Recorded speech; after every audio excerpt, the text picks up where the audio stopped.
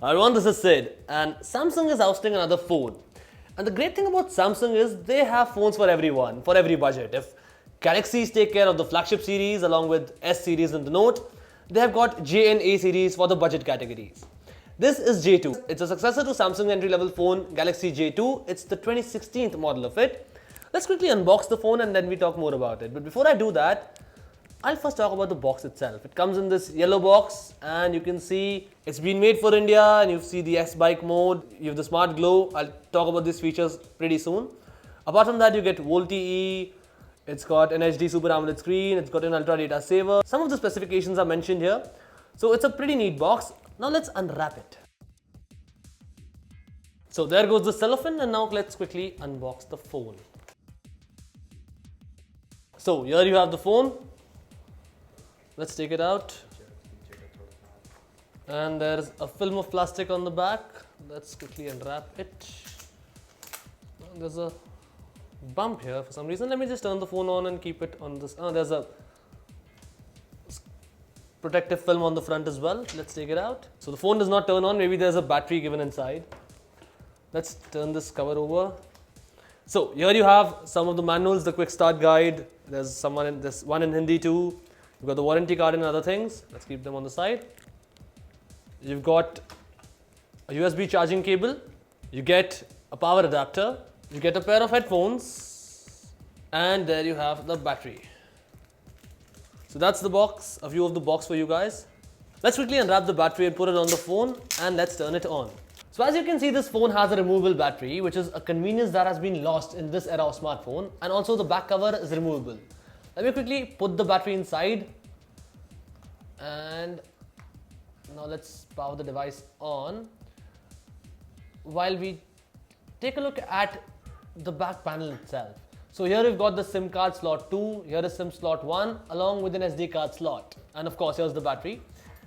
Now let me put the back cover on, and there you have it. By the way, this thing you see around the camera, this is very important. It is smart glow. I'll tell you what it is in just a moment. Let me first take you through the setup process. Now, and as always, you're greeted with a welcome screen where you have to select your language. I'll select English UK. English US works fine too. I don't have a SIM card inserted. I'll skip the Wi-Fi for now. Yeah, I accept the terms and conditions.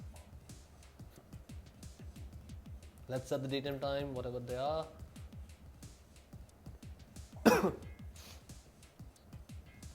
For the name, let me add 91 mobiles. Easy name to remember. So it's asking me to protect my screen and set up a screen lock because PIN, password or pattern is the only thing you have. There is no fingerprint scanner here, which is something you don't expect from a budget device from a big company. I just skip this part. Skip anyway. I accept the Google service terms and conditions. And now it'll ask me to add my Samsung account. Expected. Let's skip it for now. Next. Connect Wi-Fi settings. Oh, it took me back to the Wi-Fi settings. I'll skip it for now again. And the setup's complete, and now there is the home screen. I'll talk about all this after a while. Let me first tell you about the design of the smartphone. So it looks like a Samsung phone if you take into account the round shape of it and the placement of the buttons and this clicky home button. Apart from that, there is some use of metal on the sides of the phone, but majority of the phone is made up of plastic. Maybe this front panel, which has glass over it too, or this back panel, which is purely plastic, but it means that the phone is not slippery. That's a good thing for a budget phone. There's a slight bump here where the Samsung logo is written, and there is some sort of texture here. Apart from that, the camera lens protrudes out, and this thing which I told you is smart glow. I'll tell you what it is. The notification lights are generally on the front of the smartphone. What Samsung has done is they've put that notification light around the camera lens, and it glows whenever you receive a message, a notification or anything else. Now the best part is you can customize it by going to the Smart Glow app. So it doesn't work without battery. Okay, let's read about it. Right, so now it's on, I believe. So see, you have priority alerts, you've got usage alerts, and you receive selfie assist. So basically what selfie assist is, if you want to click your photos using the rear camera because the lack of a front-facing flash. This thing lights up. Let's try. I'll try using that after a while. Let me first give you a glimpse of software and all. So it runs Android Marshmallow, which your Samsung Galaxies run, and it uses the same version of TouchWiz as well. So you get apps like Office, Microsoft Office installed. You've got OneDrive. You get free OneDrive storage, I guess. Maybe apps like Word, Excel, or OneDrive. Apart from that, you've got this USB backup feature. So what it does, you can automatically back up your phone to a pen drive by connecting it via USB OTG. Apart from that, it's generic Samsung. So now quickly, let me tell you about the specifications of the smartphone. You get a 5-inch Super AMOLED HD screen, which is great, which is the same display you get on, say, a Galaxy J5. Apart from that, you get a Spectrum processor and 1.5 GB of RAM. Now, while that does sound a bit inadequate, Samsung has made some optimizations in it, and it calls them the turbo speed technology. Now, basically what turbo speed technology is, Samsung claims that this phone with 1.5 GB of RAM would give you the same experience as on a 3 GB RAM phone.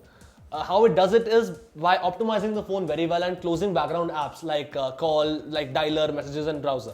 Native Samsung app which they believe take much of your RAM.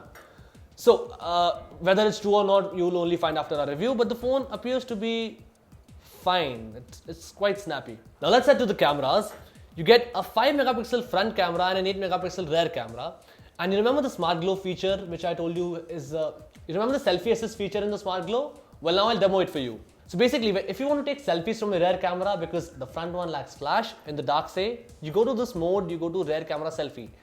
Now, what happens is this light tells you where you have to face. So if you tilt your head towards left, only half of it will glow.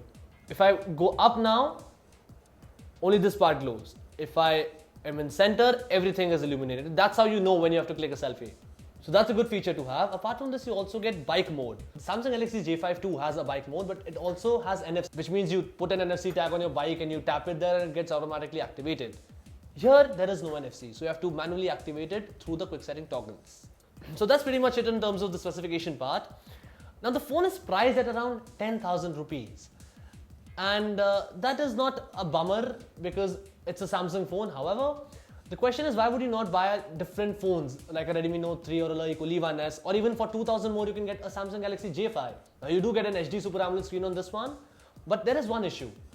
The phone comes with only 8 GB of storage, and while it does have micro SD card slots, it does not use adaptive storage which comes with Android Marshmallow, wherein you can use your SD card slot as in the internal one. So the internal storage will always be restricted to 8 GB. So out of the 8 GB, you've only got 4.05 GB. That's around half of the storage that the phone offers. And you cannot increase the internal memory on this one. So that may be a bummer. For a price tag of 10,000 rupees, is brand that big an issue for you?